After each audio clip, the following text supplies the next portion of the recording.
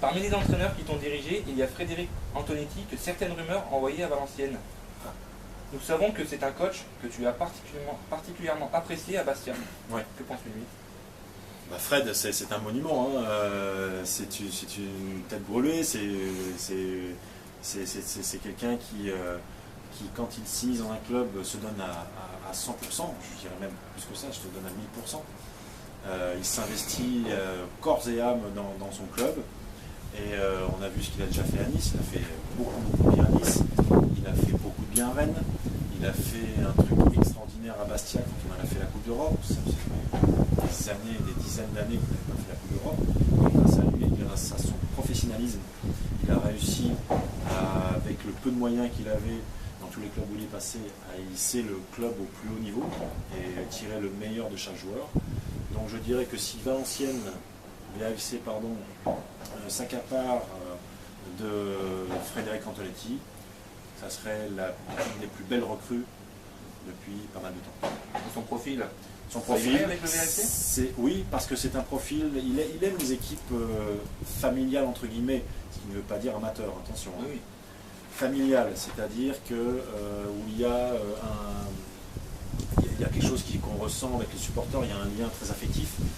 Et barrière. Comment tout à fait, il n'y a pas de barrière.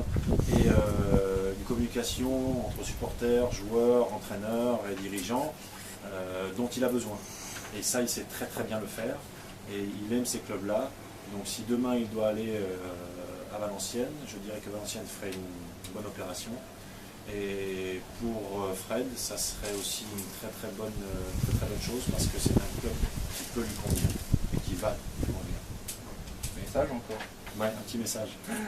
Y a-t-il une anecdote que tu te souviennes que tu voudrais nous faire partager? De Fred, Antonetti? C'est un mec, c'est quelqu'un qui est super proche de ses joueurs. Très respecté des joueurs, mais qui est très très proche. Une petite anecdote, il défendra toujours son joueur, même s'il a fait une grosse bêtise. Ce qui me vient en premier esprit, c'est une petite bêtise, une petite anecdote, quand on était à Bastia, et qu'effectivement il y avait une équipe où il y avait beaucoup de joueurs qui fumaient une petite cigarette avant chaque match, après chaque repas le samedi midi. Il arriva à nous tenir un discours où il y avait une telle proximité comme un père disait: oh les gars, je sais que vous fumez, oui, tu fumes, fais attention, oui, merci, un tel, tu fumes. Fumez pas trop dans les chambres. Donc il acceptait le fait qu'on fasse des petites bêtises, parce que c'est pas bien de fumer, on sait tous. Surtout quand on joue au football, c'est une énormité. Mais bon, j'avais peut-être besoin de ça. D'autres joueurs avaient besoin de ça, et il le respectait.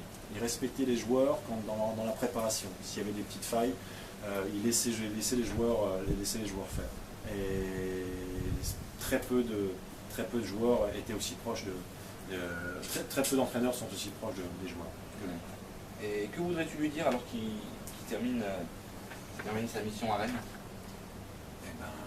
Qu'il la termine bien, je pense qu'il a bien terminé, même si Rennes peut-être méritait une place